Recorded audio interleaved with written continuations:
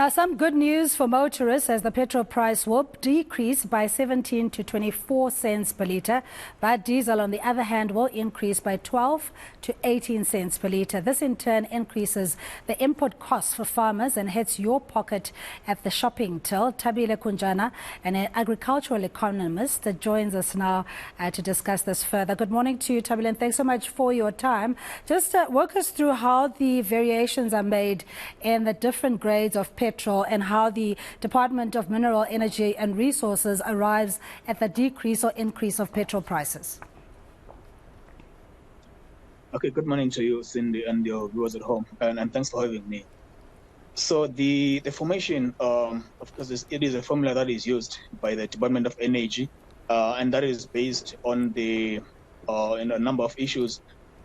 Partly the import of the crude oil.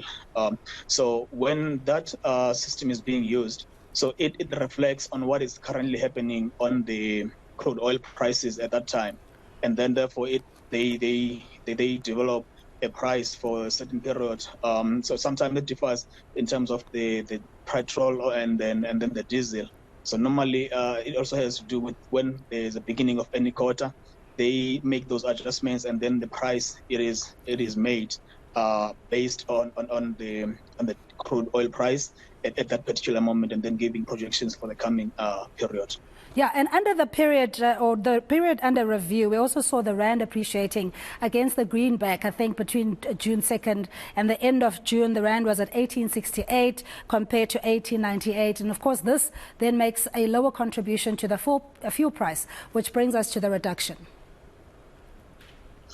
Yeah. No. So I mean, the issue of the rand, going down, going up from time to time, it creates a lot of uncertainty for different things, including food and petrol. For instance, if you are to have, in case of this crude oil, we are buying a lot of crude oil outside. So when we are having issues with the dollar that depreciates, for instance, then it means then that those are the weakening rand. It gets to be transmitted to the oil that we're going to be buying around that time. The same thing applies to food and all that. So for all the products that we tend to buy, the issue of the rand weakening against the dollar, it tends to play a critical role, which is something that economists have actually been, always, have talked about for quite some time. So it is an issue, but it is not something that you can easily control, because I mean it's a number of issues depending on whether the dollar is getting stronger, and then how does that going to reflect,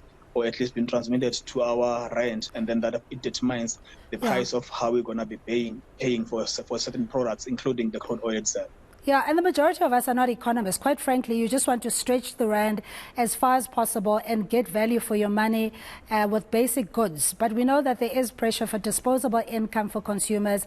The input costs when it comes to diesel increasing on the agricultural sector, and how this then trickles down to the consumer. Talk us through that. So earlier on this year, normally, so when there's an increase in oil, or at least diesel and fuel, it tends to be, an issue for the producers and all that. But since in South Africa we've introduced the rebates, that is the money that a farmer at the beginning of the scheme, it was used or applied to farmers only, and then within the forest and mining industry. But as of this year, beginning of this year, when the minister announced that we're going to have rebates to be extended as of April this year to 2025, he added that, and also the processing part of things. So meaning now the diesel that is used, diesel fuel that is used to produce food, somehow there's a system that is in place to sort of reduce that impact for the processors of food and agriculture. So that system is something that, for at the moment, it is kind of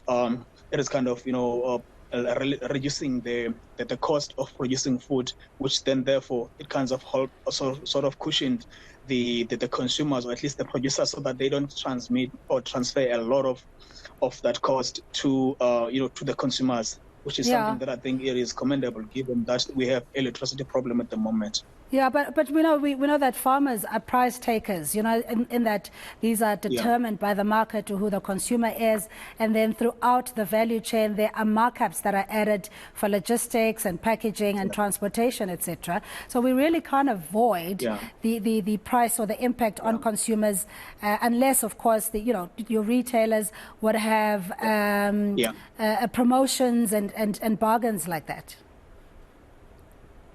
No, I mean, the reality is, the one, what I was explaining earlier on was terms of production of food and processing. Then as far as transportation is concerned, then that is something that we, is kind of not an easy one to escape. So, I mean, look, prices are already high already. So any kind of increase, but as much as for now, the diesel is not too much, but if it's going to be prolonged, for instance, I was looking into the prices for crude oil in the coming few months. Countries like your Saudi Arabia and Russia, they announced that they're going to be reducing their production, and that means then that when we are going for the next maybe quarter again, we're going to probably see maybe another increase unless the demand for crude oil is kind of reduced. Then as for transportation, it is not an easy thing to escape, especially also if you are to include the economic issues that are also affecting consumers as far as transportation and all other sorts, meaning that their disposable income is already under pressure. So now meaning you're gonna probably have to add on your transportation for you to go to work, and also somehow the logistic issues as we are talking about. So the cost of transporting food is always going to be an issue when the issues of diesels and petrol tend to go up a little bit. Yeah, and some maybe relief in sight, as you were saying. These statistics are essentially released every quarter or the period under review. Is there relief in sight? I think, as I was saying earlier, that depending on how much reduction it is going to be for the countries that are producing, the OPEC plus countries producing crude oil, because as I was saying that Saudi Arabia is going to decrease oil production around 1 million, then Russia said it's going to reduce it around 500,000. So those are the key countries that are supplying crude oil to the world. And also US, it is estimated that there's going to be a little bit of a pickup in their manufacturing. So those are heavy countries that have the power to influence the market. So hopefully there's not going to be too much of a demand for crude oil, and then perhaps that will mean then we're not going to be able to see some more of an increase in prices. But that, of course, is going to be determined by how much of oil that is available for countries to buy, and then how much that is available is being used, for the countries that like Africa that are buying, and also those that are influential in terms of manufacturing, the likes of EU, China, and all that. So for now, it still remain it's a bit quiet, especially in China. But those are some of the things that will determine how much price we're going to be paying for crude oil, which is eventually going to be used to formulate the prices around the fuels in South Africa, and then of course to determine the price for the diesels and your fuel maybe in the next few months. All right, Thabile, thank you so much for your time. Nkosi kakhulu. I was speaking to Thabile Nkunjana, agricultural economist, speaking about the impact that the increase of diesel prices will have on the agricultural sector.